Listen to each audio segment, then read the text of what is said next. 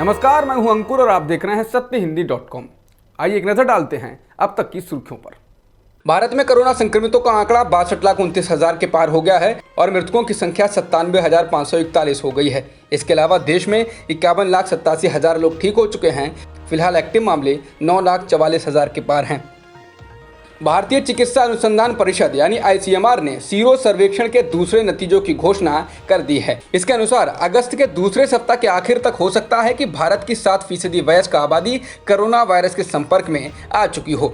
Hindustan times के अनुसार अगर बढ़ी हुई आबादी को नजर में रखें तो देश में करीब 8.8 करोड़ से अधिक लोग कोरोना से संक्रमित हो चुके होंगे। पहले सीरो सर्वे के मुकाबले ये आंकड़े में 10 गुना अधिक हैं।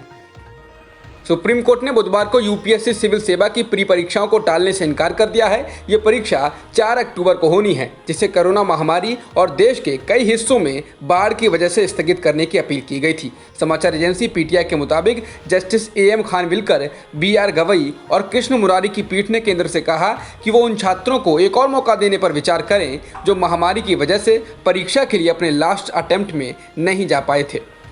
अमेरिका के national institute of allergy and infectious disease के शोधकर्ताओं और अमेरिकी बायोटेक कंपनी मॉडर्ना द्वारा विकसित की जा रही वैक्सीन के पहले चरण के परिणाम अच्छे आए हैं। परीक्षण में पाया गया है कि यह वैक्सीन 55 साल के बुजुर्गों में इम्यून सिस्टम मजबूत कर रही है और उनको इससे कोई नुकसान नहीं हो रहा है। इसके अध्ययन को new England journal of medicine में प्रकाशित भी किया गया है। बता दें, बुजुर्गों को ही वैक्सीन की सबसे पहले ज़रूरत होगी, इसीलिए वैक्सीन को बुजुर्गों के सहन शक्ति के मुताबिक बनाना आवश्यक है।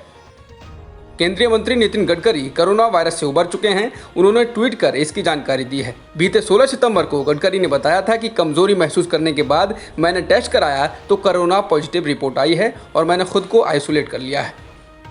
आंध्र प्रदेश में एक दिन में 6,000 से अधिक कोरोना संक्रमण के मामले आए हैं और 48 लोगों की मौत हुई है, जिसके साथ ही राज्य में संक्रमितों का आंकड़ा 6,93,000 के पार हो गया है और मृतकों की संख्या 6,000 के करीब हो चुकी है। फिलहाल एक्टिव मामले 58,000 के पार हैं। तमिलनाडु में एक दिन में 5,659 नए कोरोना संक्रमण के मामले दर्ज किए गए हैं और 67 लोगों की मौत हुई है। इसके साथ ही राज्य में संक्रमितों का आंकड़ा 5,97,000 के पार हो गया है और मृतकों की कुल संख्या 9,520 हो चुकी है। फिलहाल एक्टिव मामले 46,000 से ज़्यादा हैं। उत्तर प्रदेश में एक दिन में 4,271 नए मामले आए हैं और 69 लोगों की मौत हुई है, जिसके साथ ही राज्य में कुल संक्रमितों का आंकड़ा 3,99,000 के पार हो गया है, जिनमें से 3,42,000 लोग ठीक हो चुके हैं। फिलहाल एक्टिव मामले 50,883 हैं और मृतकों की संख्या 5,784 हो चुकी है।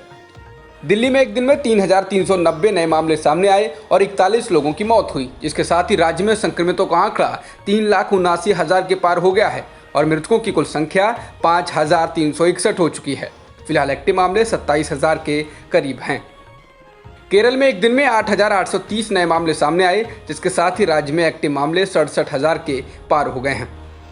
जॉन्स हॉपकिंस यूनिवर्सिटी के अनुसार दुनिया में कोरोना संक्रमितों का आंकड़ा 3 करोड़ 37 लाख के पार हो गया है और मृतकों की संख्या 10,08,000 से ज़्यादा हो गई है। वहीं वर्ल्डोमीटर्स वेबसाइट के मुताबिक दुनिया में अब तक 2 करोड़ 51 लाख लोग ठीक भी हो चुके हैं। जॉन्स हॉपकिंस यूनिवर्सिटी के अनुसार अमेरिका में संक्रमितों की संख्या 71,91,000 के पार हो गई है और मृतकों की संख्या 2,06,000 के पार हो चुकी है। इसके अलावा ब्राजील में कुल संक्रमितों का आंकड़ा 47,77,000 के पार हो गया है और मृतकों की संख्या 1,42,000 के पार हो गई है। अब तक की खबरों में इतना ही।